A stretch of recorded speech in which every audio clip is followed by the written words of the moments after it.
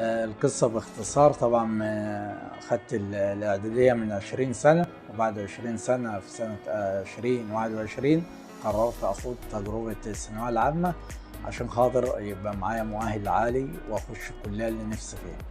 بفضل ربنا عدت أولى وتانية وتالتة، وكان طبعا زوجتي من الداعمين ليا الأوائل، ودعائها المستمر ليا هو سبب نجاحي الآن. بخصوص المذاكرة كان من 2 ل3 كل يوم من بعد الفجر ل7 أو 8 الصبح من على اليوتيوب، مدرسين ممتازين جدا، معايا كتب خاصة في العمل كنت برجع عليها وراجع دروسي وأحل امتحانات منها كتير. وطبعا يعني ربنا وفقنا للنجاح الحمد لله. كنت بعتمد على اليوتيوب في المذاكرة وما كنتش باخد دروس خالص، وطبعا يعني عشان اخش الكلية اللي انا بتمناها، كلية الحقوق ان شاء الله، عشان خاطر كمالة لشغلي.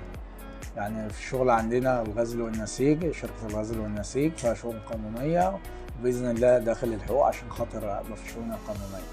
أنا دلوقتي فخور باللي وصلت له واللي هوصل له إن شاء الله. وطبعا يعني بعد ما كانوا ولادي وإخواتي بيقولوا لأ وصعب ومش هكمل، دلوقتي كله فخور بيا ومبسوط للي أنا وصلت له واللي هوصل له بإذن الله.